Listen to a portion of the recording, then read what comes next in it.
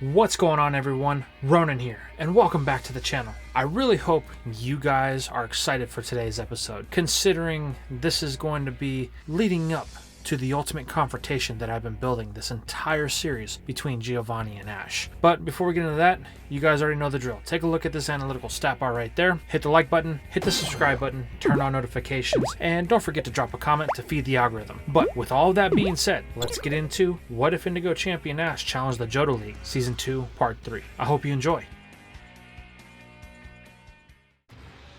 We begin today's part right where we left off, in the midst of Ash's 5th battle of the Johto region for the Plain Badge. For Ash, what's happening on the battlefield is an eternity, but for Gligar, it's only mere seconds, as the rollout from Miltank connects with it, dropping it to the ground and ending this gym battle all in one fell swoop. As the Flying Scorpion is declared unfit by the referee, Ash walks out to it as it's still conscious from the battle, however unable to move, but he can tell there's something wrong with it, as well as Roan in the crowd. It seems like the ground type's pride was hurt, and that could be a very damaging thing when it comes to a competitive streak. However, Ash doesn't really have time to pay mind to this, as he must recall it and make his final choice. So, he recalls Gligar, telling it thanks for the hard work. This brings his attention back to his opponent Whitney and her Miltank. Man, that thing may not look it, but it is certainly a devastating monster. It's here that Ash weighs his options. This battle started so easy. However, things aren't looking too good right now. Miltank has managed to wipe out 2 of his 3 choices. He could go with Pikachu, but Pikachu's had a lot of battle experience. Then there's Meganium and even Octillery, which they could very well get the win. However, he's been wanting to use some of the mons that he hasn't got a chance to use quite that often. And there's one on his team that he thinks could match this thing when it comes to its bulk and its defense. Taking back to his side of the field, Ash declares, "Shuckle, I choose you!" Ash's own defensive powerhouse takes the field with a thud from its extremely hard shell, to which Whitney is quite impressed. Ash didn't seem like the type to have a Pokemon that was on the defensive side. His strategy seemed like it was all more offense than anything. Ash informs the young gym leader that this is his newest catch, so he wants to take it for a test drive in his final battle for the gym. This strikes Whitney as odd. His Miltank just ran over 2 of his Pokemon, and this is his newest catch, yet he wants to try and win a gym badge with it? Ash, how many battles have you exactly had with Shuckle?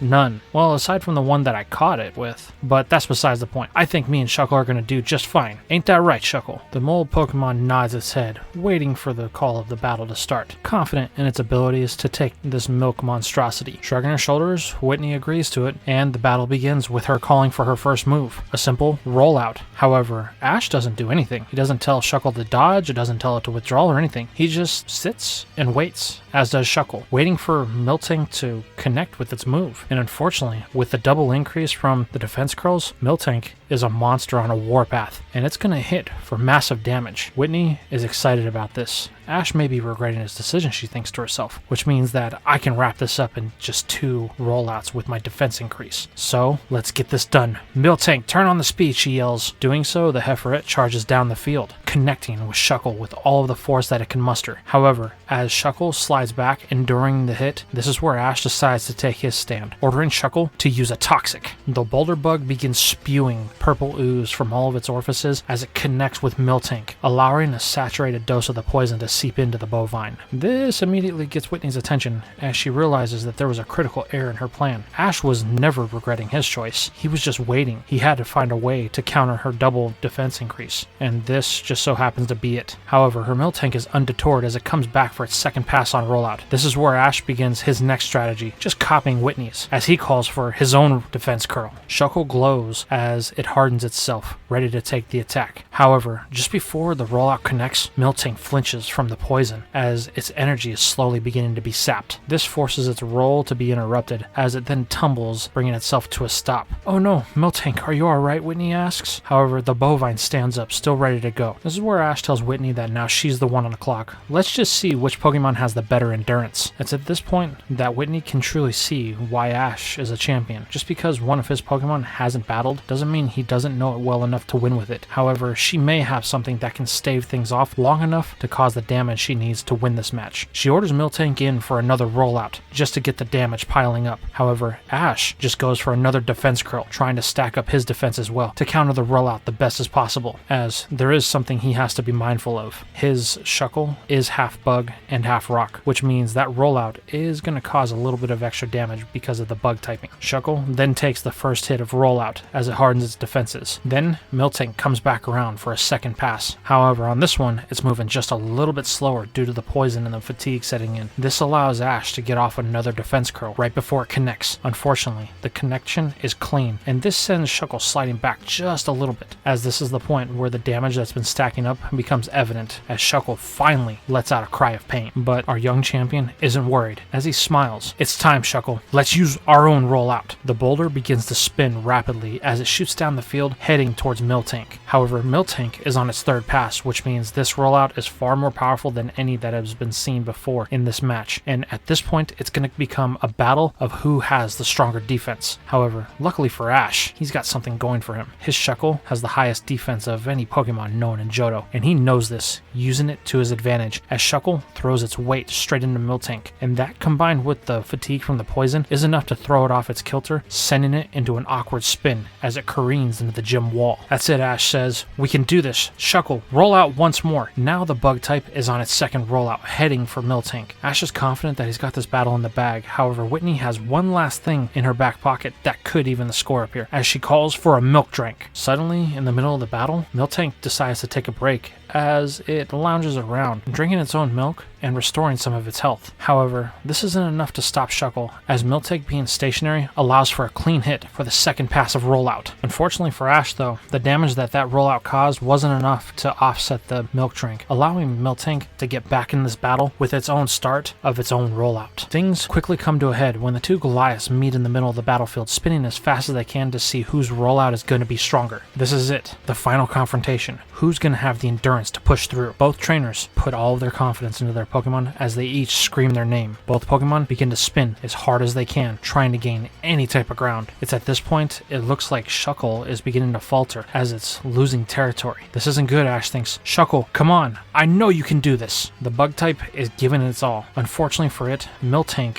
is at a higher level and has more battle experience. So this is going to be an exercise in fertility. Just as things are beginning to look down for Ash, Miltank begins to glow in a purple aura as the toxic has run its course, sapping the last bit of its strength, dropping the bovine and bringing this battle to an end, with Ash being declared the winner. Ash is a bit stunned by this. He actually was starting to doubt his ability to win this one, but it looks like Shuckle was able to pull through, proving that it's just as stubborn as its trainer. Whitney recalls her tank, thanking it for the battle that it put in. While she is a little bit sore as she lost a gym battle and the lottery today, she tells Ash that it was still nice to battle a regional champion. She's glad that she got her chance to test her skills against one. She then presents him with the plain badge, telling him that this is proof of his victory at the Goldenrod Gym. With that, Professor Oak, Professor Rowan, and Ash make their way back to the Pokemon Center so that Ash can get his Pokemon looked at and they can regroup and talk about things before Oak and Rowan have to go record their radio show. Now we find ourselves in the midst of Annie and Oakley as Espeon is in the middle of squeezing the air from Vincent. Oakley is taking great pleasure in this, as is Annie. However, their amusement is soon stopped when James bursts in the door, demanding to know what the two are doing. They've been summoned. This causes the both of them to stutter, dropping Vincent in the process. "Wait, what do you mean we've been summoned? Giovanni called for a meeting from all of us over 10 minutes ago, and you two still aren't present. You better get up there before the boss decides to make an example out of you." This causes the two to frantically run out of the room with Espeon in tow, as James looks at Vincent. "If I were you, I wouldn't be here when they come back," he says, as he leaves the room with the door open. Vincent takes this as his chance to get out of the building, considering the trouble he just got himself in. But then something occurs to him. Team Rocket is here in Goldenrod, and after the trouble that they caused in Altamare, he may not want to leave them unattended. Now we find ourselves with Ash, Professor Rowan, and Professor Oak back at the Pokemon Center. Things are wrapping up nicely as all of Ash's Pokemon have cleared their checkup, and he's ready to set out for the day. After all, The sun hasn't quite set yet, and he's feeling like he might want to explore Goldenrod a little bit, considering Vincent still hasn't shown back up. This is where Professor Rowan addresses Ash directly, causing the boy to tense up a bit, and Oak to laugh briefly. However, Rowan isn't coming from a place of ill will here. He tells Ash that he noticed his Gligar took that loss pretty hard, which Ash confirms that he saw it as well. Gligar has been a really proud battler, and it's been pretty competent on my team. However, lately, it just seems like it can't get any traction in any of the battles that it's been in, and I don't want it to get depressed or lose its will to battle. This is where Rowan tells Ash that he may have a solution to their problem, though it will be the champion's decision to actually follow through with it. Reaching into his briefcase, Rowan presents Ash with an item. This is a Razor Fang, my boy. It comes from the Johto region. They're actually used to evolve Gligar into their next stage of evolution. Gligar can evolve, Ash questions? It can. This will help it do so. If you would like, this can be yours. Call to thank you for the battle that you demonstrated today. I'm glad to see that the region of Kanto has somebody worthwhile in its champion position. Ash thanks Professor Rowan, gladly accepting the Razor Fang. However, there is one thing that crosses his mind, as Ash reminisces about the time when Pikachu had the option to evolve. Pikachu didn't want to, so Gligar may not either. But Rowan reminds Ash that Pikachu and Gligar are two different Pokemon. Just because Pikachu didn't want to, the circumstances may be different for your flying ground type, so at least give it the option. Ash nods, thanking the professor, telling him that he will, once Gligar is feeling a little bit better about itself. He wouldn't want it to make the choice out of desperation. You see, that's the decision making of a champion right there. I knew you would make the right call, Rowan says. Now Oak enters the conversation, telling Professor Owen, I think it's time that they get going. After all, they have to record the radio show, and it may take a couple of hours, and they don't want to be out too late. Rowan confirms with his former pupil as he tells Ash that they're going to have to part ways. However, Ash wants to go see the city a little bit more, so he tells them that he will escort him back to the radio tower, and then he'll be on his way. With Pikachu mounting his shoulder, the three set off. Luckily for the trio, the walk isn't that long, as the radio tower is about 3 blocks over from the Pokemon Center. Unfortunately, just because the walk isn't long doesn't mean that things aren't going to start moving very quickly here, as a citywide alarm begins to sound, catching the attention of Ash, Rowan, and Oak. While the first two don't really know what it is, Oak knows this all too well. That's the alarm system for the citywide protection grid, and it's centered at the radio tower. They usually only use it when there's some sort of emergency, like a heavy storm off the coast telling people to get inside at the risk of flooding, or something like that. Why would it be going off on a day with clear skies like this? However, the trio won't have to wait long for their answer, as intercoms all over the city begin to squeak as they roar to life, with somebody saying that they have an announcement. This voice catches Ash's attention. It's one that he's very familiar with. Giovanni, he thinks. The voice tells the citizens of Goldenrod not to panic. There are going to be some things happen at the Goldenrod radio tower, so he implores all of the citizens to head inside for the night, as anyone that does so will have no harm come to them or their families. However, anyone who dares interfere with Team Rocket's plans will be dealt with accordingly. And then he wishes them all a peaceful night as the intercoms go silent. What was that all about? Rowan says. What kind of tests are they doing at the radio tower? This is going to interrupt our show. However, Ash chimes in, telling them that that's not tests. That's an evil syndicate known as Team Rocket, and all they do is steal Pokemon and try to do whatever they can to earn profit. And that voice that you heard was their leader, Giovanni. Whatever he's up to is no good. We have to get to the tower and stop them before he can do whatever he's trying to do. The two professors look at Ash, nodding in agreement. With that, they take off in the direction of the tower, sprinting as fast as they can. Inside, the meeting that Giovanni called finishes with him asking everyone if they understand their assignments. Everyone nods as they walk out. This is where Jesse and Meowth catch James right outside the door, asking him if he's alright. They didn't mean to abandon him in Altamare. They just didn't think he was still alive. However, James tells them that they need to silence themselves. He has nothing to say to them, nor does he have to listen to anything that they have to say. He is technically their boss now, after him bringing the Soul Dew to Giovanni, and he's going to tell him this once. They're here to run security, nothing more. So they need to head to the ground floor with the rest of the grunts and act their position. James then turns, leaving the two stunned at what he just said. What happened to the friendly James that they used to know? There's no way he could have changed that much in this short amount of time. Not really knowing what else to do as they're told. Thinking about all of the things that have been happening over the recent weeks and their position with Team Rocket. This is where we cut to Vincent. He's been snooping around the tower as much as possible, trying to find any members of Team Rocket that he can. However, the tower is relatively empty, and he's come across a few grunts here and there on each floor, but Meganium and him were able to easily subdue each of them, and he manages to lock them away inside of broom closets on each floor, so nobody wonders where they're at. But he's not really getting to the meat of the potatoes of everything that's going on. He can't find the nervous center of the Team Rocket operation. Floor by floor, Vincent slowly clears grunts, making his way up to the second to last level. This is where his perspective of everything changes, as he comes across a sharply dressed man in a business suit and a balding scientist. While Vincent doesn't know either one of these, he does recognize something that's sitting on the table next to the scientist. Is that the missing soul dew from Altamare, he thinks? Next to it is some sort of ancient chest that looks like it belongs in some sort of museum. While Vincent isn't the sharpest knife in the drawer, he is smart enough to realize a couple of things. One, the soul dew is a source of power that can amplify the radio antenna. And two,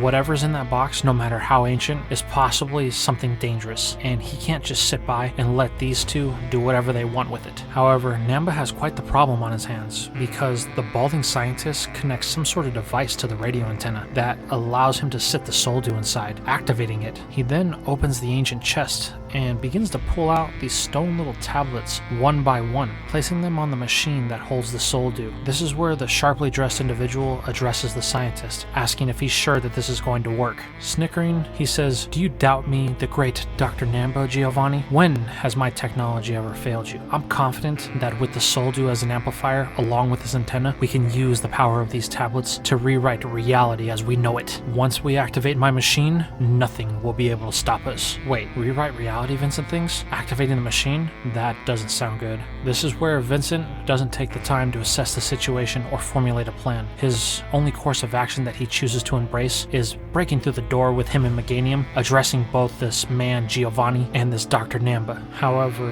his presence doesn't really even faze the two, merely being written off by Giovanni, saying that his security really is lacking, and it's hard to find good help these days. But Vincent refuses to be insulted by this, telling Meganium to fire a razor leaf at the machine. But this attack is quickly subdued when Persian emerges from the shadows with a slash that knocks the leaves from the air. Giovanni begins chuckling to himself. "I don't know who you are, boy, and I don't know why you're here, but what I can tell you is, for interfering with Team Rocket's operations, you will not be leaving here." Now we find ourselves at the base of the radio tower with Ash and the two professors. Everything is on lockdown, and there's security all around the building, dressed in regular police clothing. Ash demands to be let in. However, his requests are denied. This is when a reporter and a cameraman walk up to Ash and the two professors, trying to get some sort of interview. "What do you two think is going on?" the reporter says. This is where Ash stares into the camera. Team Rocket has made their way into that building, and their leader Giovanni is up to something that cannot be good. We need to get in there and stop them by any means necessary. However, just as Ash says this, the camera dies, as does the power to the whole city, as the antenna that is above the radio tower begins to light up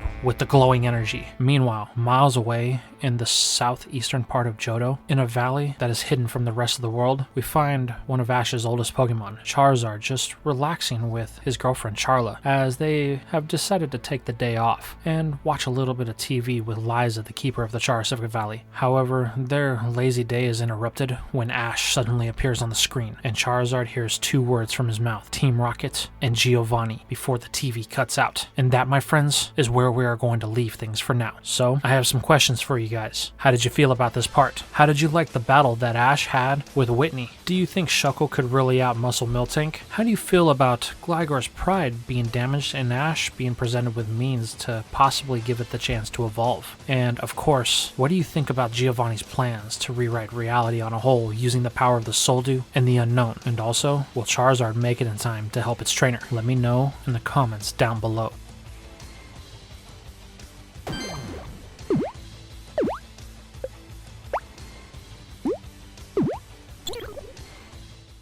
And that's all we had for today's video. I really appreciate you guys stopping by to watch all the way to the end, and I just wanted to say thank you for that. If you guys really enjoy my content, consider following me on some of my other platforms like Discord, where you can get to know other people who are interested in what ifs, or on Twitter, where I post sometimes behind the scenes updates. Or if you want to help the channel grow a little bit extra, why don't you consider donating like the people right here have, as whatever you could offer could help us get to a larger audience by helping us get new videos done, or some of the projects that we've more custom art is getting kind of expensive, so we want to make sure that we have the funds to do that. But with all that being said, I really hope you guys enjoyed everything, and I will see you in the next video.